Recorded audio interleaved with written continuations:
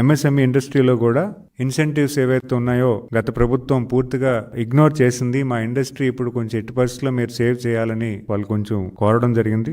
ఆ ఇష్యూస్ కూడా మేము పర్సూ చేస్తున్నాం. ఇన్సెంటివ్స్ ఏ రకంగా ఏ ఉన్నాయో వాటిని వ్యాలిడేట్ చేసుకుని కొంత వ్యవధిలో వాళ్ళకి సమకూర్చే విధంగా మేము పనిచేస్తామని చెప్పడం జరిగింది. అదే విధంగా కొన్ని ఇండస్ట్రీస్ కి లోకల్ ఇష్యూస్ ఉన్నాయి. ఆ లోకల్ ఇష్యూస్ కూడా పర్సూ చేయడానికి సంబంధిత కలెక్టర్ కూడా మాట్లాడి వాళ్ళకి సాల్వ్ చేయమని చెప్పడం జరిగింది. అదే కాకుండా కొన్ని పోలీస్ ఇష్యూస్ ఉన్నాయి. ముఖ్యంగా కడప జిల్లాలో ఈ ఇష్యూ ఒక మైనారిటీ, ఒక షెడ్యూల్ క్యాస్ట్ ఎవరైతే ఉన్నారో ఆయన మీద అంటే ఇంటిలో పనికి రాలేదని చెప్పి పడుకున్న వ్యక్తి మీద ఆయిల్ పోసి ఆయిల్ పూర్తిగా బాడీ బర్న్ట్ అయ్యే విధంగా వ్యవహరించిన అక్కడ తీరు మీద పోలీస్ స్పందించకపోతే వెంటనే మేము అక్కడ లోకల్ పోలీసుకి అలాగే మినిస్ట్రీ గారు కూడా చెప్పి కొంచెం అర్జెంట్ గా పర్సూ చేయమని చెప్పడం కూడా జరిగింది. వెంటనే వాళ్ళు రెస్పాండ్ అయ్యి వాళ్ళ మీద ఎవరైతే ఈ యాక్షన్ ఏదైతే చేశారో వాళ్ళ దృష్టి కూడా తీసుకెళ్లి వాళ్ళు పర్సూ చేయడానికి ముందుకెళ్తున్నారు. ఈ ఫిర్యాదులు ఏవైతే ఉన్నాయో పర్సూ చేయడానికి అట్ ద సేమ్ టైం దాన్ని రిజాల్వ్ చేసే దశగా తెలుగుదేశం పార్టీ ఆఫీస్ పనిచేస్తుందని,